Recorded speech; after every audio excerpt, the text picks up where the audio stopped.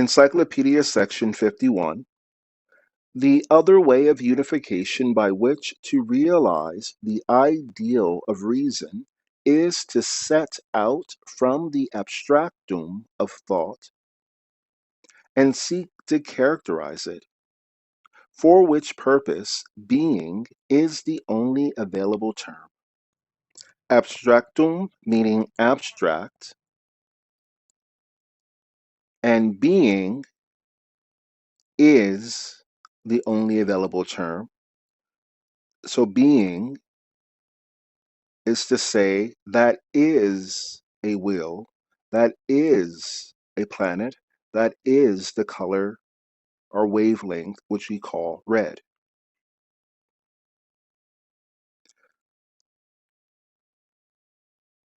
This is the method of the ontological proof. And what is ontological? It is relating to the branch of metaphysics dealing with the nature of being. This is from the New Oxford American Dictionary within the Kindle program, which I use to read this PDF. Or it means ontological, showing the relations between the concepts and categories in a subject area or domain. Tom Brady was a quarterback. A quarterback is a position on a football team. That position has many tasks on and off the field. Tom Brady was a quarterback. And then what is a quarterback? And what does that position do? Are there other quarterbacks? Aaron Rodgers is a quarterback, and I imagine he had similar or has similar responsibilities to that which Tom Brady once had. He is, this is his category, how it relates to what he is, and this is what this category does and others that you might find in this category. In Arabic, this is called qiyas, or the comparison between things, but you're comparing a primary to its category, and from that category, you are saying what others are part of that category and what that category does.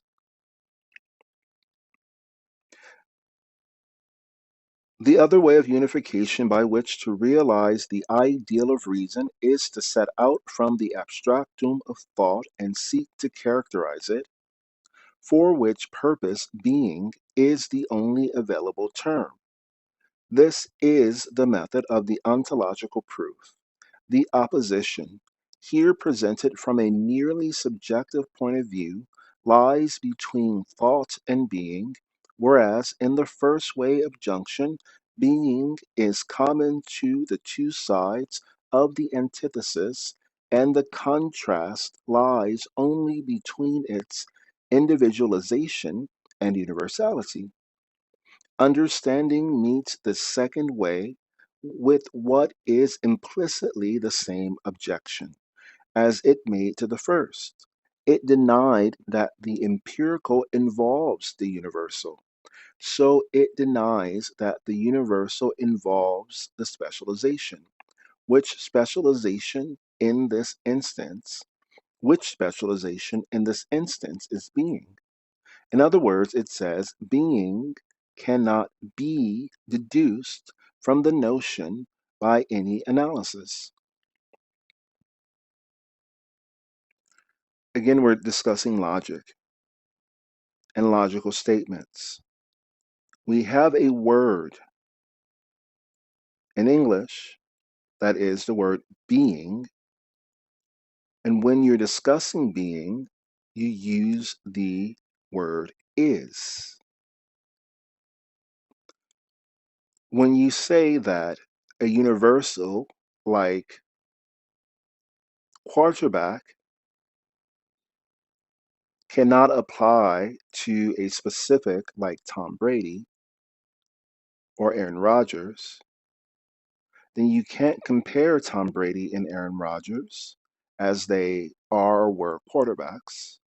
You can't discuss their other managerial responsibilities. You don't, you can't then say there are other positions that are universal positions on a football team and discuss those positions and specific individuals who hold them. You can't say that Aaron Rodgers is a quarterback or Tom Brady was a quarterback because by just denying the possibility of saying that something is something, by saying I don't agree with the ontological proof, you're saying that our language can't say that something is something else. And almost all of these go back to legal determinations and a goal of some jurist, some lawyer, trying to make an argument that this isn't this. He isn't the criminal because is not possible to know. It's not possible to know, not because we don't have evidence. Are there universal categories of people who've done this already? It's not possible to know because I don't believe in ontological proof. And so this is where civilization comes in, and we say whether or not an individual believes in ontological proof that being leads to is, and is has universal application. You are a thief, and a thief is defined as these things in our statutes. And whether or not you agree with it, we have the authority and our sovereignty to say that you are, and as a result of being, that you can be um, harmed or even rewarded for being that thing. Uh, for instance, uh, if you are lesbian, gay, bisexual, or transgendered, if you are a person of a minority heritage in the United States, if you are of a gender classically kept unequal, for instance, a woman uh, from the majority population or from another gender, then you are lesbian, gay, bisexual, or transgender. You are a minority. You are, or he is, or she is a woman. And being in those categories then gives you special authority to say, I don't have the sovereignty of the category that I'm not. But through our discussions and our negotiations, they have offered me, or at least another entity has offered me an opportunity to say, I am LGBT, I am a minority, and I am similarly situated as a woman, which some court cases have said, and you have been biased against me for what I am, for what he is, for what she is. And then from that argument, we can then say, well, you have to stop it, you have to compensate for it, or you and I are in dispute. And because of these rights I have to say that these categories uh, have been violated by you, I can pursue a dispute either in court, in an administrative process, or in the media, or maybe even a physical dispute. These occur all the times. Ukrainians and Russians. Russia says that the Ukraine is an inherent part of Russia. Ukraine is Russia. Ukraine says Ukraine is independent, though it has heritage from Russia. It also has heritage from Poland. Ukraine is independent. But they are not arguing that it could be Russia or that it could be independent. They're arguing over whether or not it will be at this moment independent as it currently stands, or if it will be brought back into Russia, or maybe it'll become part of Poland. But it will be subject to ontological proof. If Russia were to sit back and say that it is not possible to know whether or not Ukraine is, or the Turkish government recently said they don't believe in a specific prime minister of Greece. What that says is that against all logic, Turkey refuses the ontological proof that that prime minister exists. And it's meant to be an insult because it's so absurd to say he doesn't exist. But unless you know it's absurd, then by saying, I don't believe that I can define this is, or that then you deny it universality. You deny that it is human and a type of human. You belittle it and make it possibly an animal or something else. Uh, and this is what causes people anger because we've agreed that certain things like ontological proof and isness and being are important, and certain beings are more important than others. And those that are more important have greater responsibility at times to protect those which are less important, and until they are more important. And then that flips. And when you violate that discussion, when you say it's not possible to even define it, you've done something absurd in logic. Now you can say, I don't like what you are, what he is, and this is why, but then you would still have to say, well, but he is. So this is ontological proof. It is a foundation of language and civilization, and it is only usually in an effort, let's say a last ditch, or continuing with the football and God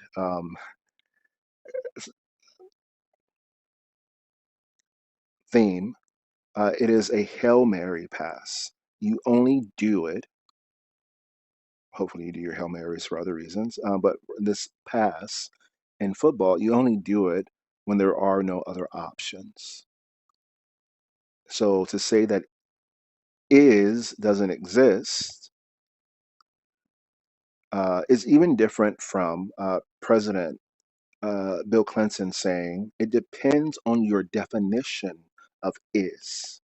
Is this ontological is, or is it something else? But again, it was a last ditch effort for a person who may have thought it was okay to have his essence extracted from him so that the individual extracting it could make a child from it, um, and found out later that because it was wasted, the effort became adulterous.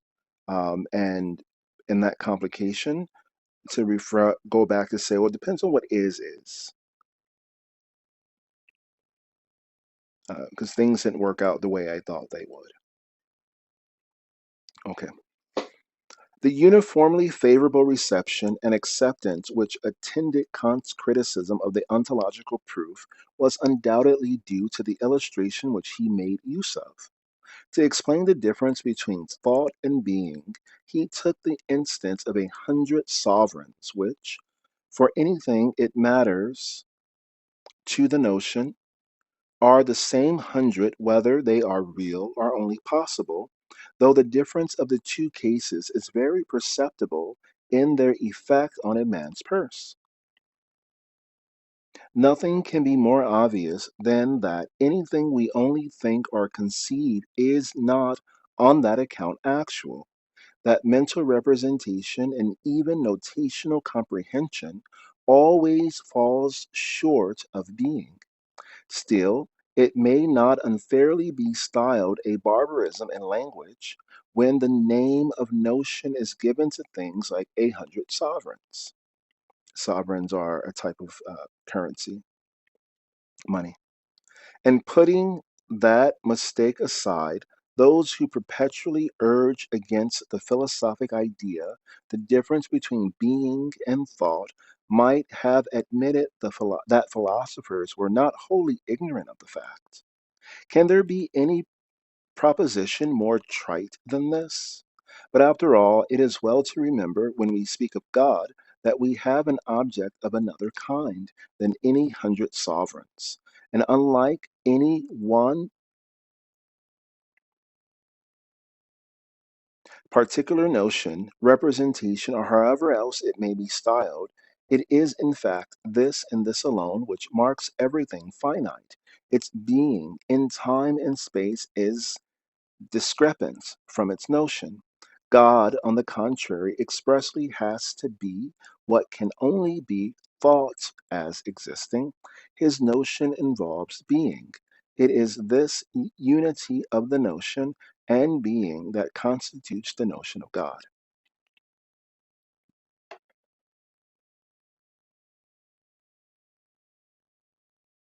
If this were all, we should have only a formal expression of the divine nature which would not really go beyond a statement of the nature of the notion itself, and that the notion in its most abstract terms involves being is plain. For the notion, whatever other determination it may receive, is at least reference back on itself, which results by abolishing the intermediation, and thus is immediate. And what is that reference to self but being? Certainly, it would be strange if the notion, the very inmost of mind, if even the ego are above all the concrete totality we call God, were not rich enough to include so poor a category as being, the very poorest and most abstract of all. For if we look at the thought it holds, nothing can be more insignificant than being. And yet there may be something still more insignificant than being, that which at first sight is perhaps supposed to be an external and sensible existence like that of the paper lying before me.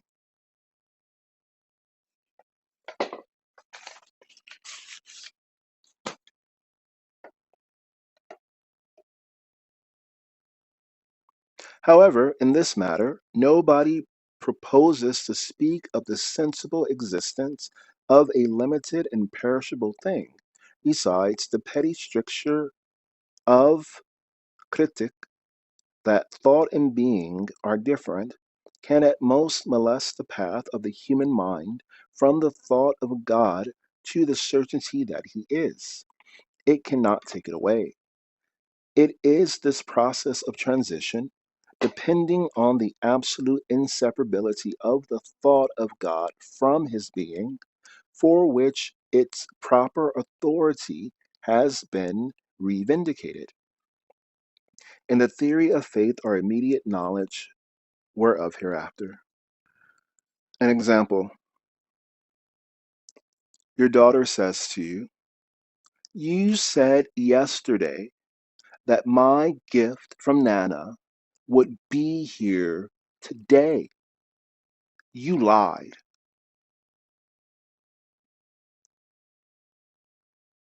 Now, I did say yesterday that your gift from Nana would be here today. I looked at the Amazon delivery schedule. It mentioned it would arrive today. Today still is today. I know that they deliver until 5 and it's only noon. I also know that due to strikes and mail shortages and or postal worker short, shortages and employment and all these other factors, that packages are being delivered later than they are expected. Um, However, as of right now, and today being today, I offered you incorrect information which is in our language a lie.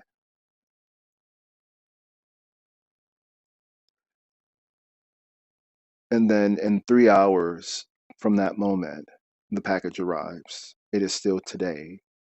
I didn't lie. All those other factors didn't come into play. And here is your package. And I'm still going to be very cheerful about handing it to you and telling you to call and thank your Nana because you cared, little daughter, about the truth. And as much as we can talk about rudeness or how to speak to your parents later, um, I appreciate that you cared about the truth. Now, how does this relate to what we just read? In the example of the 100 sovereigns that Kant proposes, well, I have. I would change sovereign. Sovereigns is used on purpose, by the way, to then scale it up to God. But I have $100. Let's say, or 100 sovereigns would be something like I have 100 $100 bills.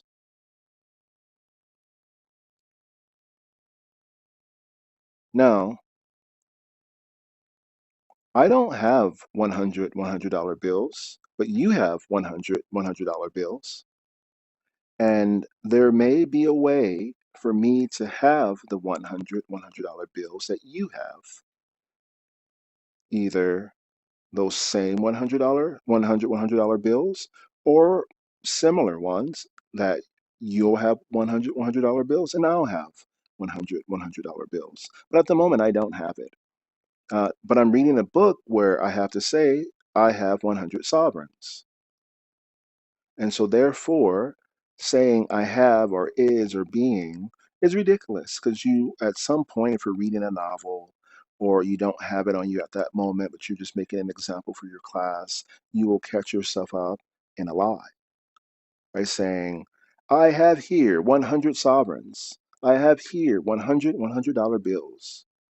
In reality, you don't. You're just giving an example and an example relevant to, and therefore, tax rate in this country is 23%.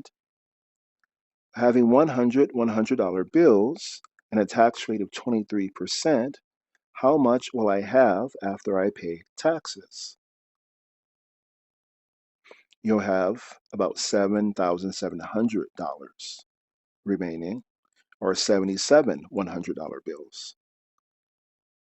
Now, if you've never known how to make that calculation, if you've never heard of taxes, if you've never heard of any of that, by me saying I have 100 $100 bills, instead of saying, imagine that I have 100 $100 bills.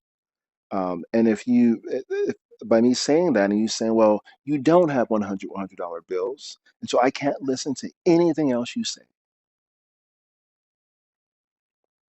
Some of us will go out of the way to say, imagine that I have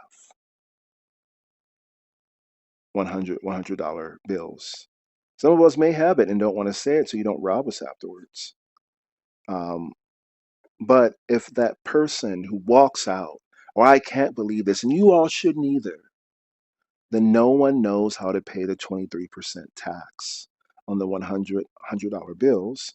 And the person who told you all not to listen, that don't believe that person, is likely someone who doesn't want taxes paid. They might have some ulterior motive. So we should excuse fiction, which leads to knowledge. And for those of us who are used to saying something like that, we should be careful to say, imagine that I have 100 $100 bills, whether I have it or not. And then once you imagine that, we're going to do something with the proposition of it. Imagine X leads to Y, and only Y when X is 3. So X leads to Y only when X is 3. That's a basic syllogism in closing, a logical proof. And by saying that there is no is, when you say you have something, and then you have to add something else to it to explain it, when you move away from the simple and get into the complex, when you add categories to something, there are many people who will be unhappy with you for adding categories. However, in academia, we are allowed to do so. And one of the reasons why God has no category is so if at the end of the day, everything that we've ever taught, no matter what the proof, is negated by saying is can't exist, then God is and nothing besides. And those of us who care to make it back from the state of uncivilization will at least hold on to this absolute spirit from whom all extend, or for whom, from which things extend, uh, and from whose thought things extend, and from those thoughts, light is vibrated to make the examples of the solids, platonic solids, which are elements or elementals, and those elements can then be combined or used in different ways to create the physical universe. We can create the physical universe again as long as we hold on to God. It becomes very difficult to create the physical universe again without God. And so, even if there is no God, within metaphysics, we hold on to God as the absolute spirit. So, whatever the process which was used to create the physical universe, we can do it again. And it's simple enough for us not to forget that no matter when humanity finds itself with this notion, which goes back in print probably 12,000, 14,000 years, but definitely it goes back 2,600, and actually it goes back 6,000. It goes back pretty far. We can always say, and therefore we can use our thoughts as and extend them outward to others and into writing, and then form the world from its elemental characteristics. We can use physics to create, as long as we hold on to God as absolute spirit. If you want to say, well, there's only absolute spirit, you don't like the word God, fine. Divine mind, anyone, but that concept that we call God must be held on to for us then to recreate the world, whether or not the ontological proof will ever prove that God exists. Um, there is a concept called Arab, or there is a practice called Arabic poetry. We hear the word Arab or Arabic quite a lot. Um, Arab, which is an emphatic of Arab, means to be extremely well spoken. Arab can be slightly modified, and you'll end up with the word bard. And so the Arabs, in addition to being, the Arabs are a linguistic group. There are families of the Arabs. There are at least 10 classical tribes of the Arabs, like there are maybe even 12, like there are 12 classical tribes of Israel. But being an Arab is being part of a language group, which may also have a DNA connection at this point. And to be an Arab, one needs to be well spoken. And one needs to be well spoken without using the word is, which, except in Egyptian style Arabic, does not exist. There is no is. So the ontological proof becomes difficult in Arabic, which is why some people make that argument. And in Arabic poetry, you still have to say everything that I've said here without using is. Sometimes you borrow it from Egyptian, sometimes you bring in Farsi or Persian or another language, Amharic. You bring them in, but Arabic does not have an is, and therefore the ontological proof becomes difficult without an is. And the very earliest Aristotelian scholars had to read it in Arabic before it was translated, or as they were translating it into Greek and Latin. So if you're reading Aristotle, which had been translated into Arabic, and there is no is, then it leads me to believe that Kant was just making an argument based in linguistics that when I read Aristotle in Arabic, being or is does not exist, at least in the way that we use the word is. And therefore, the ontological proof cannot be if we're all going to truly unite ourselves with Aristotle. And so we find out that in Greek, there is an is. There is being in Greek. And therefore, just because the translation may have negated is, there are other ways to represent it, but just sticking with that, because the translation negates is, does it mean that the original document does the same? And so the way that we study, especially when we get something for the first time, has a lot. We make a linguistic analysis, we make a philosophical analysis, we offer a religious view. Some things that we say which are absurd are only absurd in our language, not in another. So I'm not saying that Kant was absurd in his viewpoint. He was making a linguistic or grammatical argument from Arabic, from which a lot of this came initially, which had been translated from Greek and arguably from Egyptian and from whatever the Atlantean language is other than English, that it is. So translations of translations, when you're reading something in translation, uh, you should know if something might be missing between the languages. So why is it great if you don't speak German, or maybe even if you do, to read the William Wallace translation of Hegel's Encyclopedia of Logic? It is because the Encyclopedia of Logic, as far as I can tell, was written in German, and English is a Germanic language. So you won't lose a tremendous amount translating from German into English, and you may gain some form with it, or at least the community you're looking for. To translate from Greek to Arabic into Latin, or maybe even back into Greek, you might lose something if you're not familiar with what makes the languages different from each other. Encyclopedia section 52.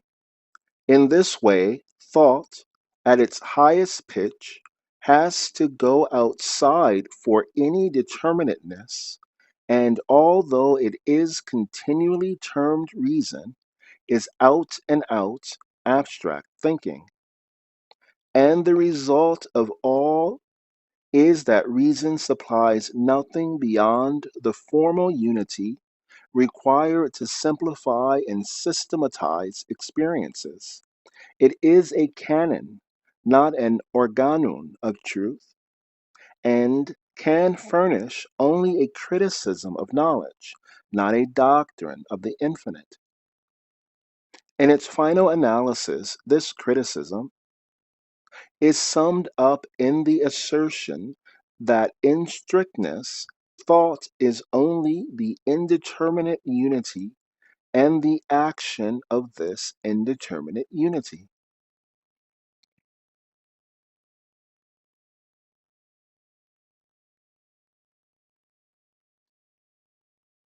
Kant undoubtedly held reason to be the faculty of the unconditioned. But if reason be reduced to abstract identity only, it by implication renounces its unconditionality and is in reality no better than empty understanding. For reason is unconditioned only insofar as its character and quality are not due to an extraneous and foreign content, only insofar as it is self characterizing, and thus, in point of content, is its own master. Kant, however, expressly explains that the action of reason consists solely in applying the categories to systematize the matter given by perception.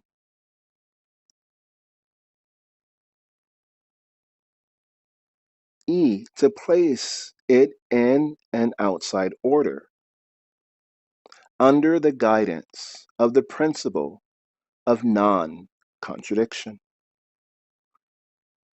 Hegel, Encyclopedia of Philosophy, Section 1, Logic, the science of the idea in and for itself, Chapter 4, second attitude of thought to objectivity, subsection 2, the critical philosophy, supra subsection B, the practical reason.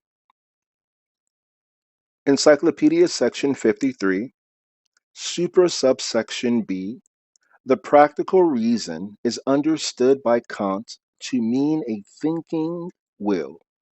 In essence, a will that determines itself on universal principles.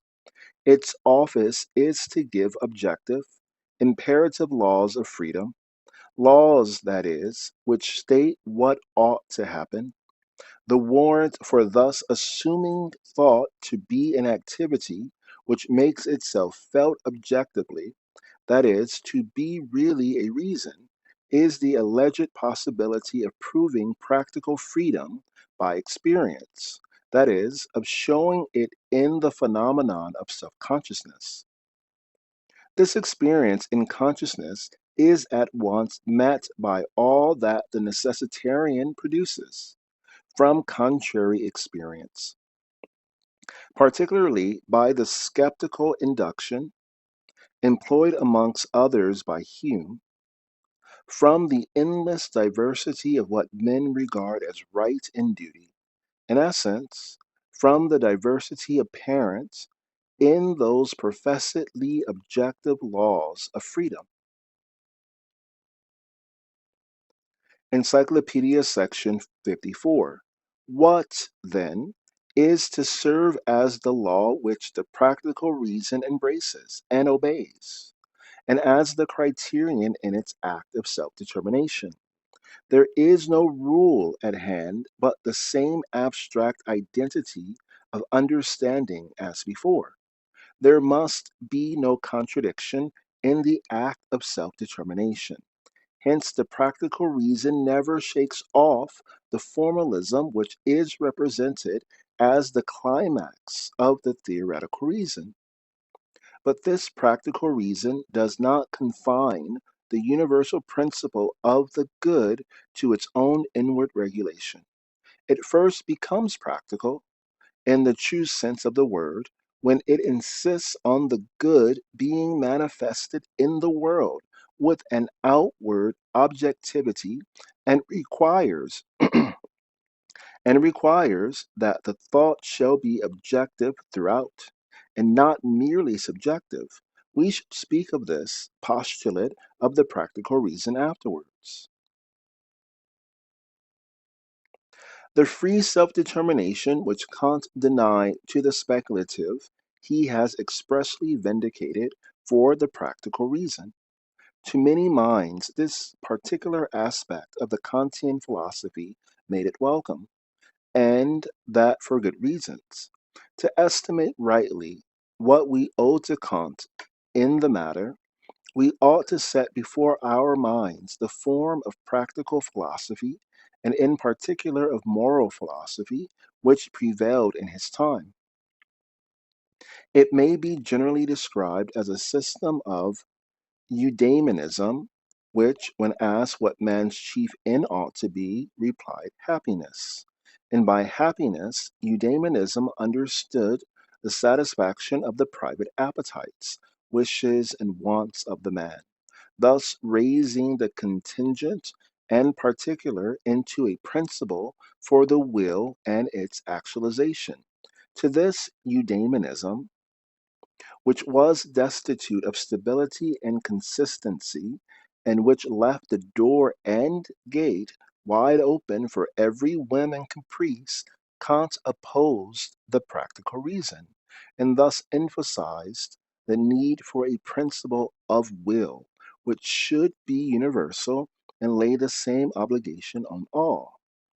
The theoretical reason, as has been made evident in the preceding paragraphs, is identified by Kant with the negative faculty of the infinite.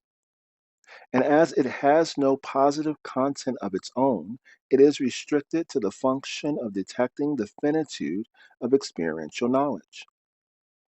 To the practical reason, on the contrary, he has expressly allowed a positive infinity by ascribing to the will the power of modifying itself in universal modes, in essence by thought. Such a power the will undoubtedly has. And it is well to remember that man is free only insofar as he possesses it and avails himself of it in his conduct. But a recognition of the existence of this power is not enough and does not avail to tell us what are the contents of the will or practical reason. Hence, to say that a man must make the good the content of his will raises the question what that content is, and what are the means of ascertaining what good is.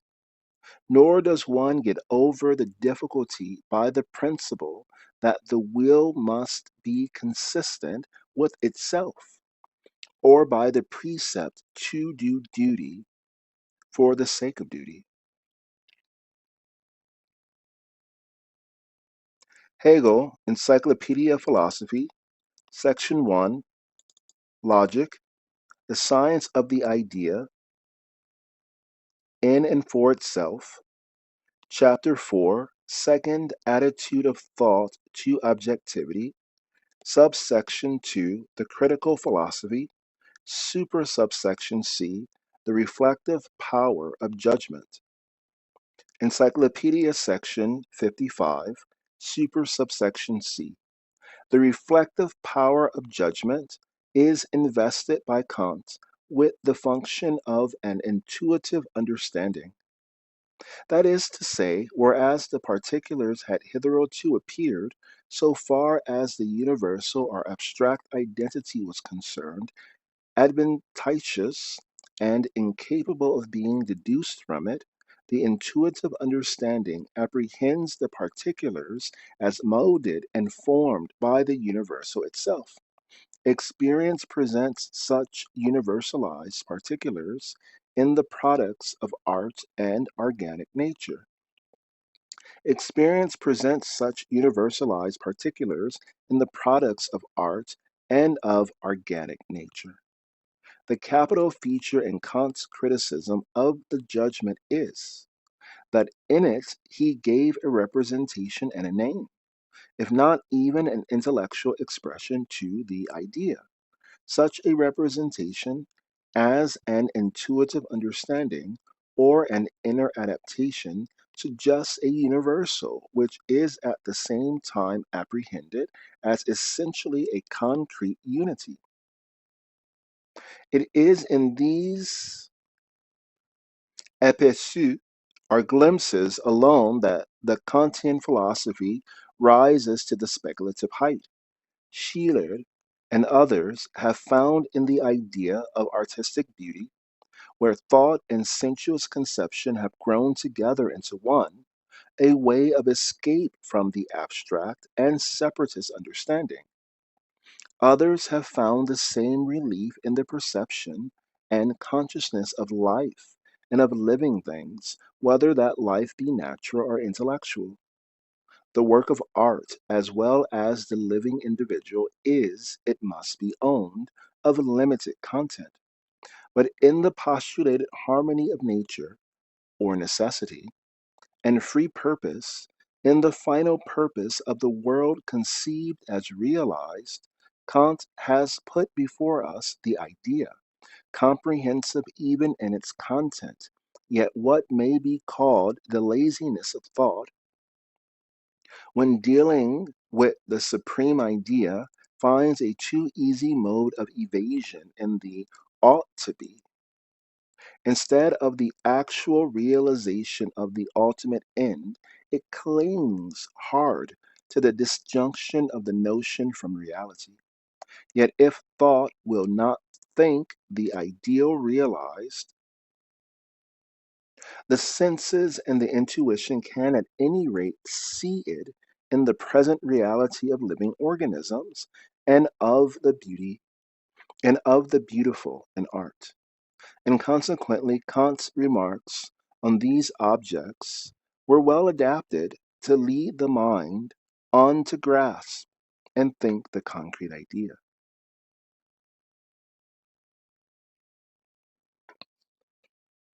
We are thus led to conceive a different relation between the universal of understanding and the particular of perception. Encyclopedia section 56. We are thus led to conceive a different relation between the universal of understanding and the particular of perception than that on which the theory of the theoretical and practical reason is founded. But while this is so, it is not supplemented by a recognition that the former is the genuine relation and the very truth.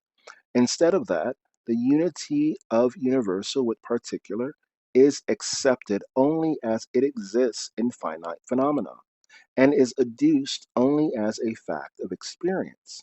Such experience, at first only personal, may come from two sources. It may spring from genius, the faculty which produces aesthetic ideas, meaning by aesthetic ideas the picture thoughts of the free imagination which subserve an idea and suggest thoughts although their content is not expressed in a notational form and even admits of no such expression. It may also be due to taste, the feeling of congruity between the free play of intuition or imagination and the uniformity of understanding. Encyclopedia section 57. The principle by which the reflective faculty of judgment regulates and arranges the products of animated nature is described as the end or final cause. The notion in action, the universal at once determining and determinate in itself. At the same time, Kant is careful to discard the conception of external or finite adaptation in which the end is only an adventitious form for the means and material in which it is realized. In the living organism, on the contrary, the final cause is a molding principle and an energy immanent in the matter. In every member is in its turn a means as well as an end. Referring back to eudaimonism.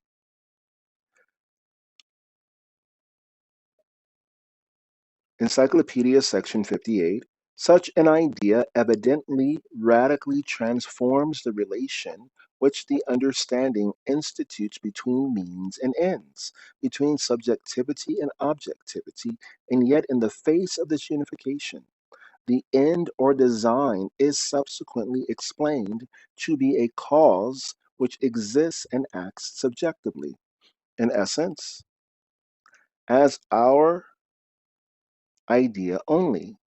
And teleology is accordingly explained to be only a principle of criticism purely personal to our understanding. And what is teleology? Again, from the New Oxford American Dictionary. Uh, in philosophy, the explanation of phenomena by the purpose they serve rather than by postulate causes. And in theology, the doctrine of design and purpose in the material world.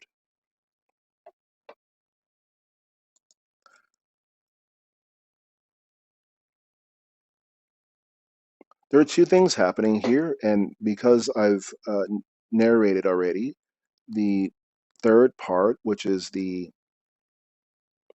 proof of mind, the the philosophy of mind, I know that Hegel goes what I would call pretty meta or pretty far in his explanation of metaphysics and the divine. So it is not too far or too hippie or too elvish to make a point here before we go too far. So, what did I hear as a person who considers himself a Gnostic, who has achieved a certain experience or maybe even permanent level of knowing God and understanding God's essential being is at the level that I do, um, and also trying to convey this to people who are learning in the ontological way. This is a category, and this category leads to these. This is a universal category, a universal, which is a category, and it leads to these specifics. These specifics also tell us more about the universal.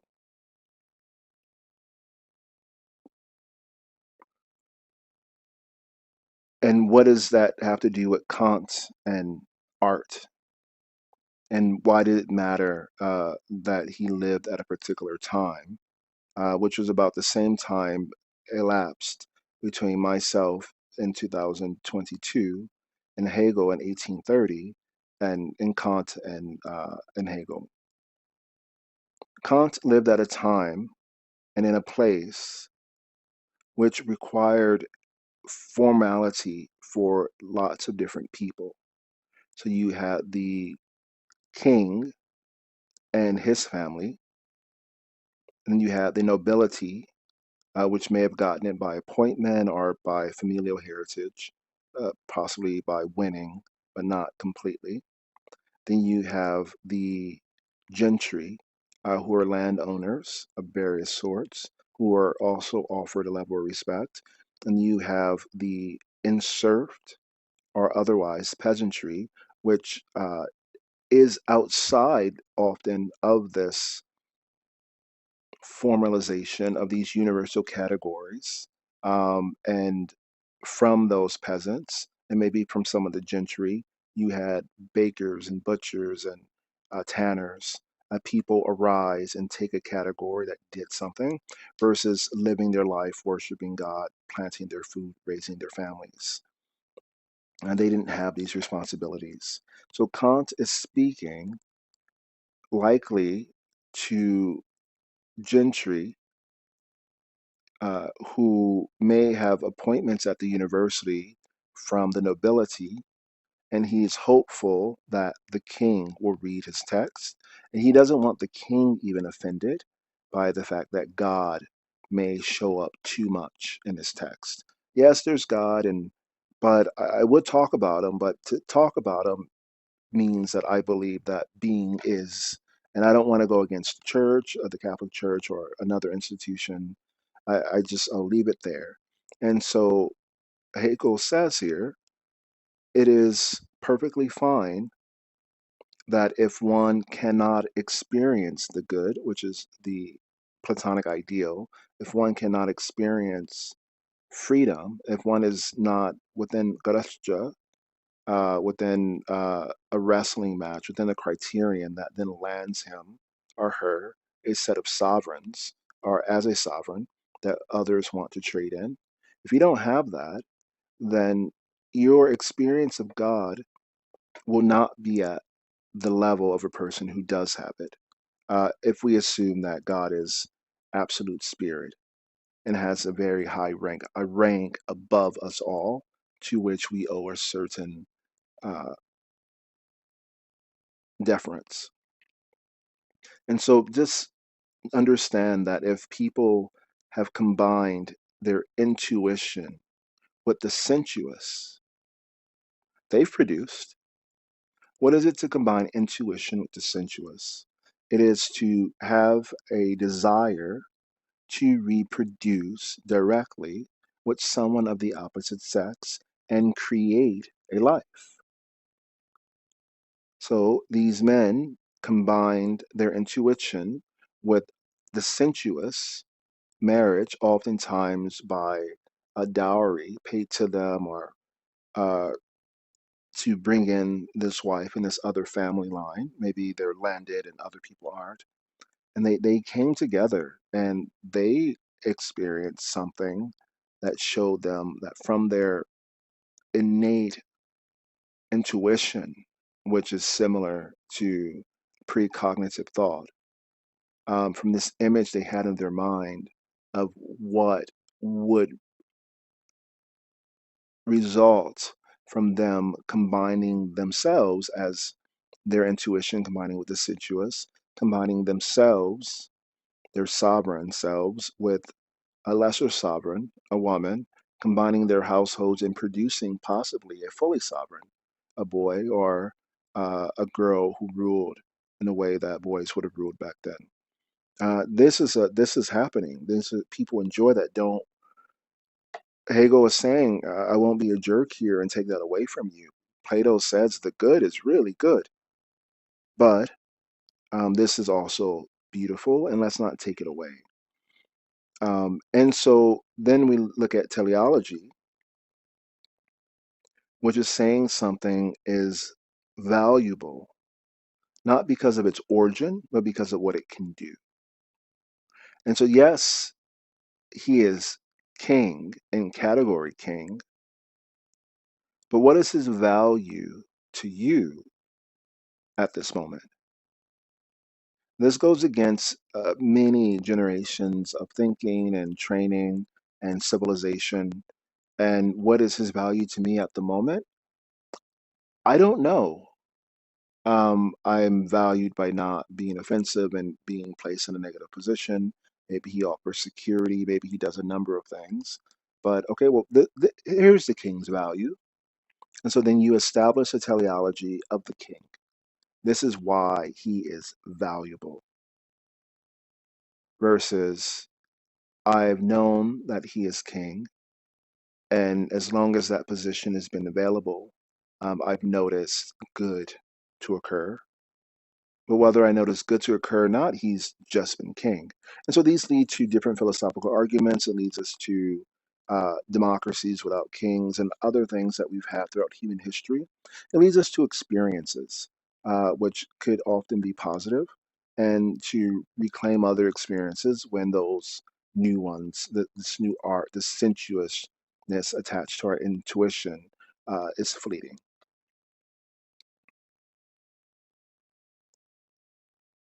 But unless we can make our teleology, our this is useful for this reason, universal, a universal category, it leaves itself open to criticism and categories that have existed for a very long time, like king and mother and uh, guru, are referred to again because they still exist and they still seem to be useful. And so they become a meta teleology. Well, what we have already is useful, and it is not useful to parse it unless it is. Okay, continuing. So, going back a bit, and yet in the face of this unification, the end or design is subsequently explained to be a cause which exists and acts subjectively, in essence, as our idea only. And teleology is accordingly explained to be only a principle of criticism, purely personal to our understanding. After the critical philosophy had settled that reason can know phenomena only, there would still have been an option for animated nature between two equally subjective modes of thought. Even according to Kant's own exposition, there would have been an obligation to admit in the case of natural productions, a knowledge not confined to the categories of quality, cause and effect, composition, constituents, and so on, the principle of inward adaptation or design, had it been kept to and carried out in scientific application would have led to a different and a higher method of observing nature.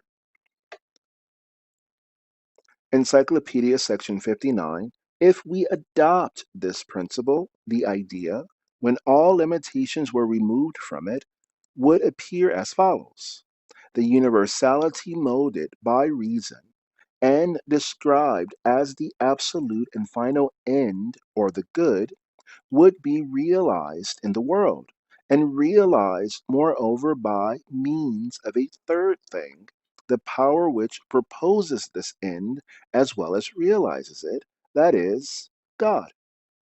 Thus, in him, who is the absolute truth, those oppositions of universal and individual, subjective and objective, are solved and explained to be neither self subsistent nor true.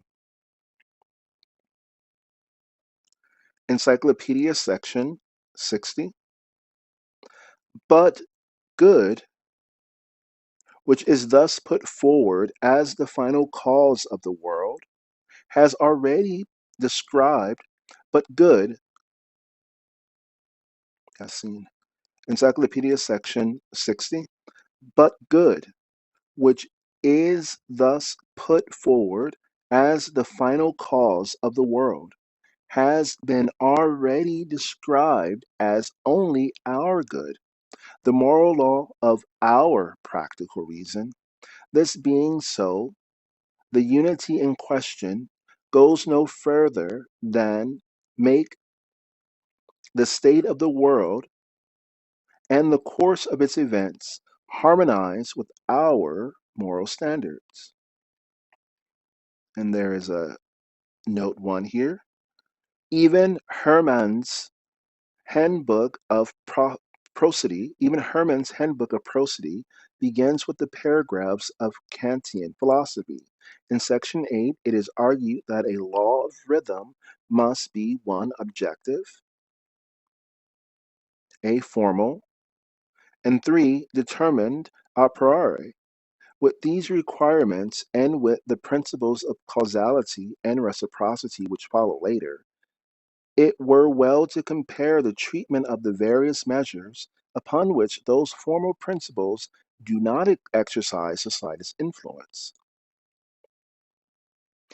Back to the text. Besides, even with this limitation, the final cause or good is a vague abstraction, and the same vagueness attaches to what is to be duty. But further, this harmony is met by the revival and reassertion of the antithesis, which it by its own principle had nullified. The harmony is then described as merely subjective, something which merely ought to be, and which at the same time is not real. A mere article of faith possessing a subjective certainty, but without truth, or that objectivity which is proper to the idea. This contradiction may seem to be disguised by adjoining the realization of the idea to a future, to a time when the idea will also be. But a sensuous condition like time is the reverse of a reconciliation of the discrepancy, and an infinite progression, which is the corresponding image, adopts by the understanding on the very face of it, only repeats and reenacts the contradiction. So, before I continue, uh, from the beginning of Encyclopedia 60 to this point, Hegel does something sacrilegious, actually, from a they call it peripatetic standpoint, from someone who follows Plato. And it may be common of an Aristotelian who wants to criticize the great master. Plato was called the divine Plato. And I also think it's Hegel showing the peripatetic what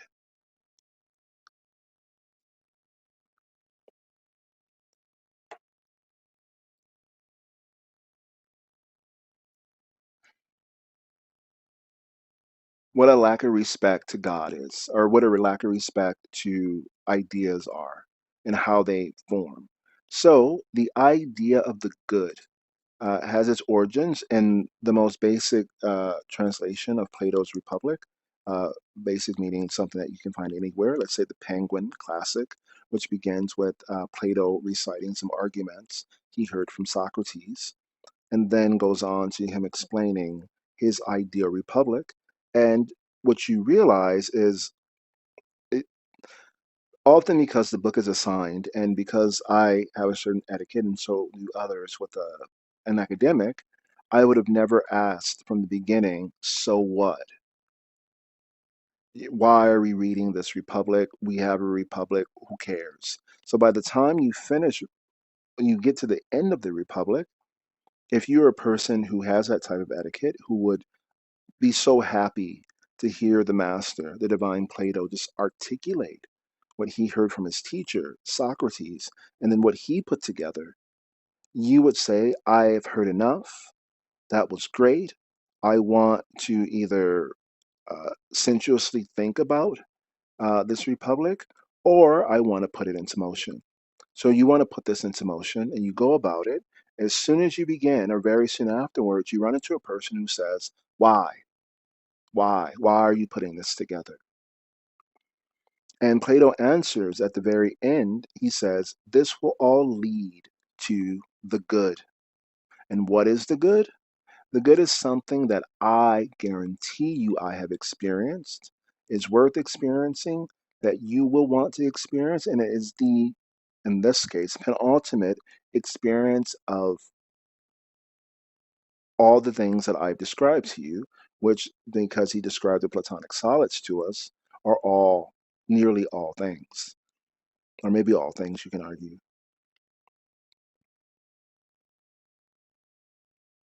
And so for Hegel to sit here and say that, what is this good? It's just some vague notion that might come in the future. For most people, they'll say that and say, yeah, I get it. And then you may even go further and say, but if it's connected to a time and we know when it's going to happen, that's what he meant. He just meant this vague notion of the good connected to time is what we're looking for. Then he goes on to say, well, but you can't use time to reconcile a discrepancy like this. Time is relative, we find out later. And when it occurs, it's really, again, like telling your daughter earlier that her package from Nana is coming tomorrow, or which is now today. And even though the time hasn't, so today is here. Is it here yet? Well, no, today isn't over yet. Today for the mail carrier ends at 5. Well, mine today ended at 2. Where is that? And in this argument, in this discussion, in this pain that the person experienced, your daughter experiences, she no longer believes in the good. She no longer believes that this package is coming. When it does come, she's disappointed with it. And so adding time to something and likely missing that time exactly uh, will cause disappointment. And if time is indefinite, we don't know when, it can cause anxiety that leads to all types of terrible things. So we don't use it. So again, the point here is that the good, from a peripatetic standpoint, for someone who follows divine Plato, uh, the good is something that will occur. And it's a universal that is experienced. And the republic described by Plato is a way that he knows for sure you will achieve it.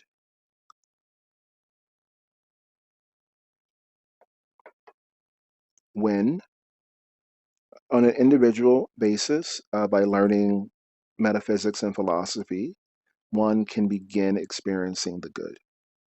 Uh, if you are, let's say, a Theravedic, I believe, Buddhist, well, you may have reached nirvana, but the Bodhisattva's oath is that you won't rest in nirvana until everyone is rescued from suffering. And so the good has started for you, but it hasn't been realized by everyone. And so you set yourself up to say, when everyone experiences what I experience, then I can rest in it. And that is a great oath. And again, these are wonderful approaches to life that have been around for thousands of years. And you may find yourself in one of them your entire life or in several of them. And you should know that they are really placing different limits on the same thing that they're hoping for, saying when you achieved it or when society have achieved it or when the universe has achieved it, versus really being in opposition to each other, which is why time is a bad reconciler, because the difference between, the people say the secret of comedy is time. And the difference between Buddhism, Orthodox Judaism, and the Church of Jesus Christ and Latter-day Saints may be when the promised relief occurs, even though you can say empirically that the differences are great in how they're exercised and what they do and what they give in the world. From a person looking only at what is to come, their difference is a matter of time, which is why it can't be a reconciliation point, because there are all these other things we prefer to aesthetically enjoy that time shouldn't be the close for. Continuing, a general remark may still be offered on the result to which the critical philosophy led as to the nature of knowledge, a result which has grown one of the current idols or axiomatic beliefs of the day. In every dualistic system, and especially in that of Kant, the fundamental defect makes itself visible in the inconsistency of unifying at one moment what a moment before had been explained to be independent and therefore incapable of unification. And then, at the very moment after unification has been alleged to be the truth, we suddenly come upon the doctrine that the two elements, which in their true status of unification had been refused all independent subsistence, are only true and actual in their state of separation.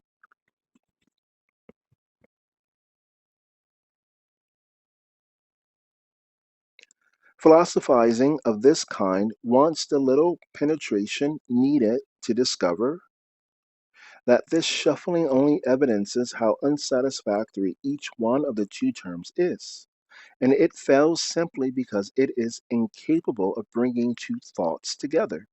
And in point of form, there are never more than two.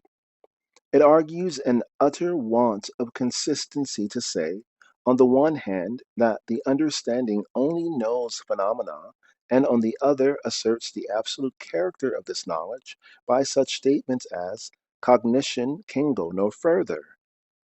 Here is the natural and absolute limit of human knowledge. But natural is the wrong word here. The things of nature are limited and are natural things only to such extent as they are not aware of their universal limit, or to such extent as their mode or quality is a limit from our point of view, and not from their own. No one knows or even feels that anything is a limit or defect until he is at the same time above and beyond it. Living beings, for example, possess the privilege of pain, which is denied to the inanimate. Even with living beings, a single mode or quality passes into the feeling of a negative. For living beings, as such, possess within them a universal vitality which overpasses and includes the single mode, and thus, as they maintain themselves in the negative of themselves, they feel the contradiction to exist within them. But the contradiction is within them, only insofar as one and the same subject includes both the universality of their sense of life and the individual mode which is in negation with it. This illustration will show how a limit or imperfection in knowledge comes to be termed a limit or imperfection only when it is compared with the actually present idea of the universal of a total and perfect. A very little consideration might show that to call a thing finite or limited proves by implication the very presence of the infinite and unlimited, and that our knowledge of a limit can only be when the unlimited is on this side in consciousness. So, something I do more later or that I did for the philosophy of mind or the science of mind, I give an example of something that otherwise seems esoteric. So the example I'm going to give now is of something which seems infinite, but that can reach a limit which we can perceive. And that thing which seems infinite is light and the speed of light. And the speed of light has been calculated, and it is said that nothing can go faster than light. And light doesn't exceed itself. So where's the limit? Again, if you go into physics, you can be the greatest physicist. You're thinking light, I understand it. Where is that limit? Where is the limit that we can perceive? The limit that we can perceive is at the center of the Milky Way galaxy, a supermassive black hole, which is a which is a physical reality that could be called a neutron star. Black hole uh, gives it its all, but it's a neutron star, a place where the gravity is so great that light bends around it and seems to disappear. So light, a form of energy, seems to disappear in a neutron star or in proximity to it or something. Stars themselves are ripped apart when they come into proximity of it, and it makes you question whether the speed of light is how quickly light is hurtling itself toward the center of the galaxy, or if it's something else. And in any case, a light, which is an infinite, meets a definite end until we know what happens to it, where it goes, if it is still existent and just we can't see it.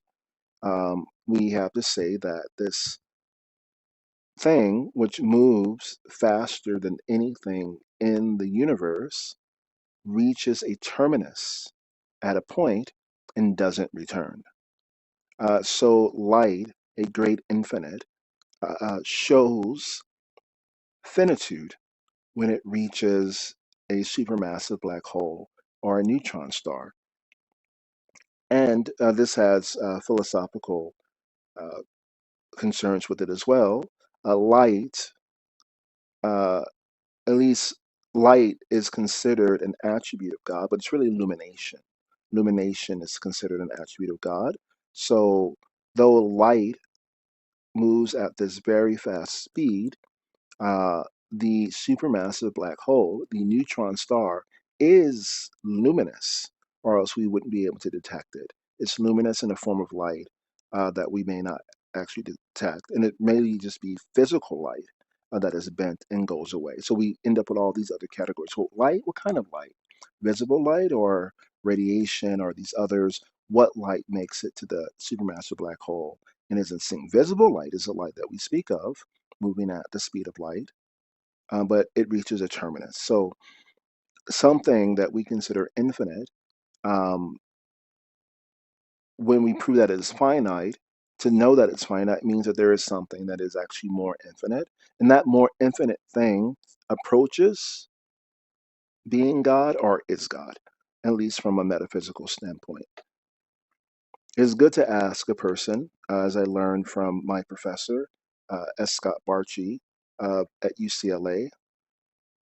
Dr. Barchi would say, uh, when someone asked him, "Do you believe in God?" he would answer, "That depends on your definition of God. And then another thing he said, uh, Dr. Scott Barchi of Ventura, California, when you in UCLA, do you believe in Christ? And he says, I believe that Christ was right about God. And as we read a lot of this philosophy or this metaphysics, to say that someone was right about God means that he has a definition of God and that Christ, Jesus Christ, was correct with it. So he's saying he respects his philosophy. This is just a way of that some people speak, and it's good to ask, do you believe in God? What do you mean by God? Oh, you're just being philosophical. I don't know what you're talking about. I don't want to talk to you about that anymore. Well, I'll tell you this, buddy. I believe that there's a singularity called God, and he talking about him doesn't make you very happy if someone doesn't agree with you already. So either you tell me what you believe and I'll just listen, or I'll say that my God makes me happy and yours seem to make you sad, simplistically. I don't know if I want to hear about them. Back to the reading. The result, however, of Kant's view of cognition suggests a second remark. The philosophy of Kant could have no influence on the method of the sciences. It leaves the categories and method of ordinary knowledge quite unmolested. Occasionally, it may be in the first section of a scientific work of that period. We find propositions borrowed from the Kantian philosophy. But the course of the treatise renders it apparent that these propositions were superfluous decoration, and that the few first pages might have been omitted without producing the least change in the empirical content. Again, this goes back to being polite, and sometimes an individual will decorate a manual on butterflies uh, with a Psalm of David. And a Psalm of David is a beautiful decoration, but and it is art, it's poetry, but you could probably have read the Book of Butterflies on butterflies without uh, David's Psalm. And I think that's about equivalent to what some people feel about Kant and his philosophy. It's very special. It may say a lot more than Hegel is saying here, but he's mentioning that at least as it looks towards science that we have today that creates the world around us, uh, it doesn't lend itself to that analysis. And so when people put it in there, they did it out of name recognition. And Hegel will say later, at least in the science of logic, or science, of the philosophy of mind, that or he'll denote, don't just use my name, Hegel. Don't just do that. When you're reading this, when you're teaching it, when you're in front of your classroom, when you're trying to connect your uh, intuition with your sensuous desire and produce, when you're doing all of that, don't just use my name. Um, have a background in metaphysics. So when you're talking about this work, you'll have something to say. You'll know what I left out. You'll know the universal principles which aren't there. You'll know the etiquette that I may or may not have used and why I may or may not have used it, and to add it if necessary.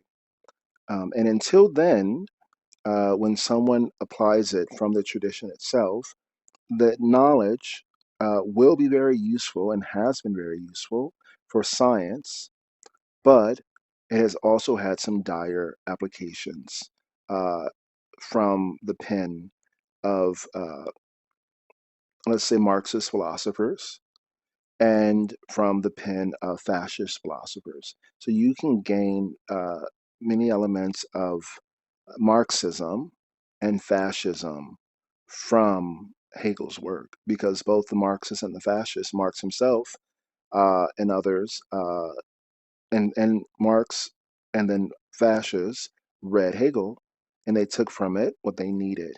Uh, and it is quite powerful in that respect. But they were not Marx father, Karl Marx's father, uh, Karl means landowner, was a rabbi. So Marx's father is a rabbi. He teaches a certain philosophy from a certain perspective. And Karl Marx is known to not have loved his father or not have liked his father or his philosophy. It may have been internalized anti-Semitism or other reasons. So he could have actually had a philosophical background, a background in metaphysics that would have been very useful to reading Hegel.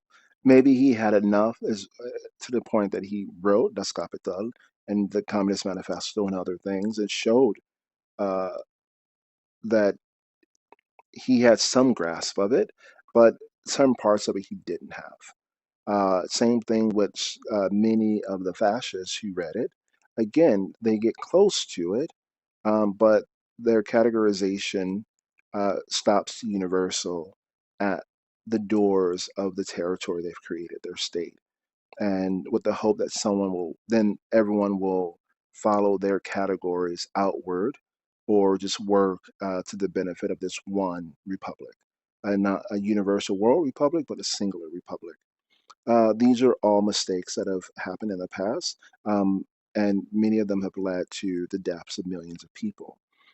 So it has been important for me to have had a background in Arabic, uh, in reading with teachers the original Arabic translations of Aristotle, and very likely translations into English from Arabic or Greek of Plato and his works as well. It's been very important to have that. So as I go through this, I can be at least somewhat cautious about I can be conscious of what's known, and I can not just use Hegel. Now, I study Hegel. I am an instructor of Hegel. I'm a reader of Hegel. I'm someone who explains him. But I can say that I'm part of the tradition that he was pushing forward. And I believe in what he's teaching, but I also understand um,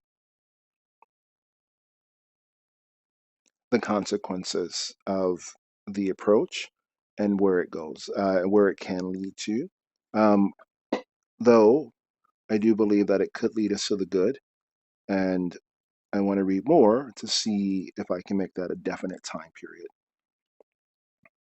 There's a note here after, but the course of the treatise renders it apparent that these propositions were superfluous decoration and that the first few pages might have been omitted without producing the least change in the empirical content. And note 3, in Kant's own words, Criticism of the Power of Judgment, page 427, final cause is merely a notion of our practical reason. It cannot be deduced from any data of experience as a theoretical criterion of nature, nor can it be applied to no nature. No employment of this notion is possible except solely for the practical reason by moral laws. The final purpose of the creation is that constitution of the world which harmonizes with that to which alone we can give definite expression on universal principles, viewed as the final purpose of our pure practical reason, and with that insofar as it means to be practical. Continuing, we may next institute a comparison of Kant with the metaphysics of the empirical school.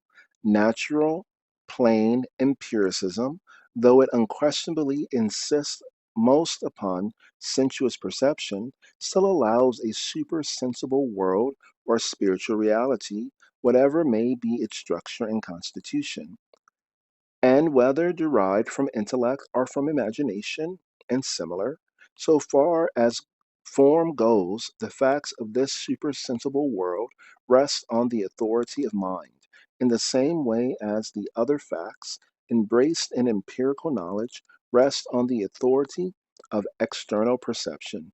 But when empiricism becomes reflective and logically consistent, it turns its arms against this dualism in the ultimate and highest species of fact. It denies the independence of the thinking principle and of a spiritual world which develops itself in thought. Materialism or naturalism, therefore, is the consistent and thoroughgoing system of empiricism.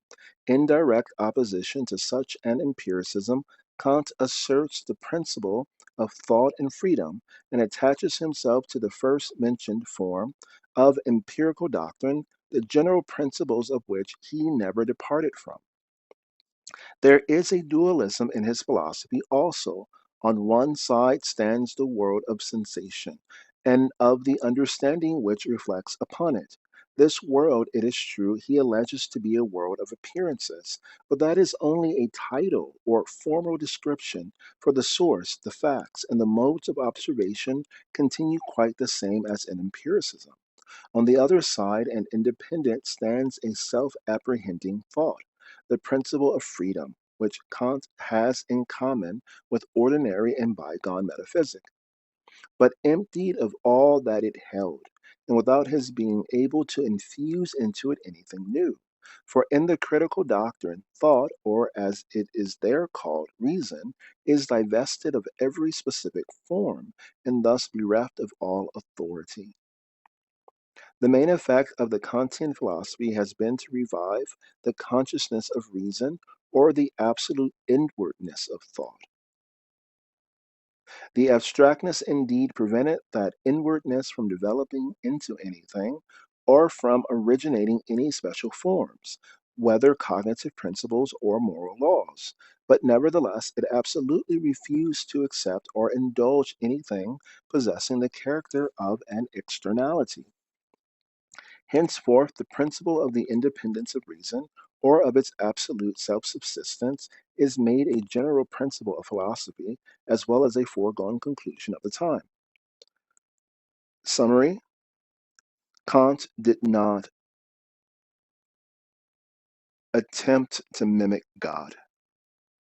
And what is that mimicry again? Or what is it? God has precognition, and that precognition he wills into form. But what form? And is it form? His precognition has a certain energy resonance. So if you take an EKG, I think electrocardiogram, yeah, a reading of your brain, the reading will have uh, waves in it, theta waves, sine waves. It'll show wave forms. And those wave forms are produced by your cognition. That pin moves, there's electrical pulse that can be translated into waveforms, which can be read.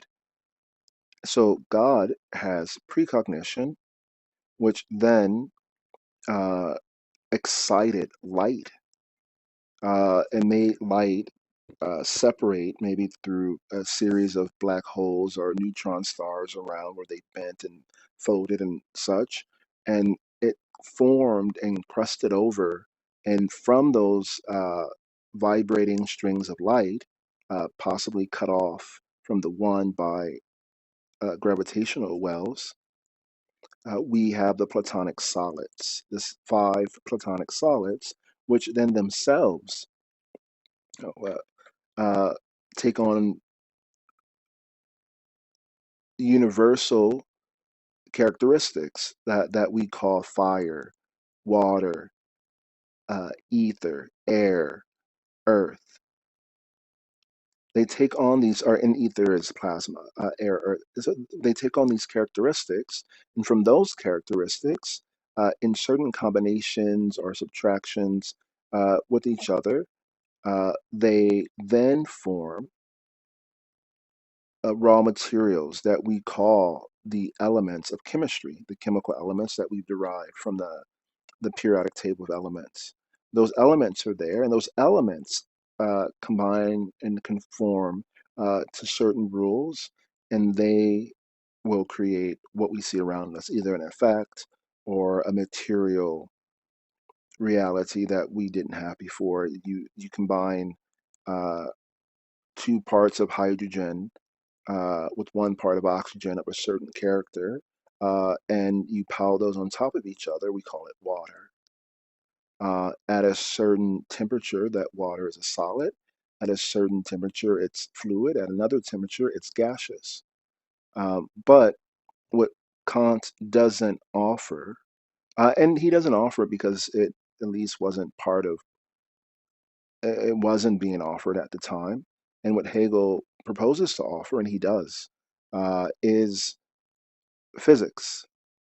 What does your cognitive thought vibrate into being, whether through your voice or other method? And how does it, whether you vibrate light itself to create the elements and move up, or if you see, here are, basically, you have to have in thought what thought is possible to do. How can I move from to a will that we reach the good together, to then having a definition possibly at my level of it. This is what the good is, as we're talking about it. And what physics do I need to cause it to happen? Meta means, in one of its meanings, the process by which physics, the process by which physics comes to be. Oftentimes, when you hear about Aristotle's metaphysics, it's that which comes after physics. So this is what physics is. Here are all the properties of physics you can imagine. And then here is what you do with it. Now that you know what these elements are, here's and how they function, here's what you do with it. Here's how you process it. You should process it in your mind before you process it in the world. And many of us skip a bunch of steps. Maybe we never learned them, like saying before you can eat food, you have to know what it is. Well, no, you start eating food and you realize it's good for you, you realize what food is, and you keep eating it. You may never have an idea what composes it. But if you do, then it's more likely that you can cook and do other functions as well. So Kant leaves you with kind of a sensuous notion that through reason, you experience thought, and thought will lead you to the good without really saying what the reason should encapsulate, how, what is the metaphysics of the reason. And he doesn't really offer it. So I'm offering it here, and uh, it is offered by Hegel as well, and William Wallace in this language.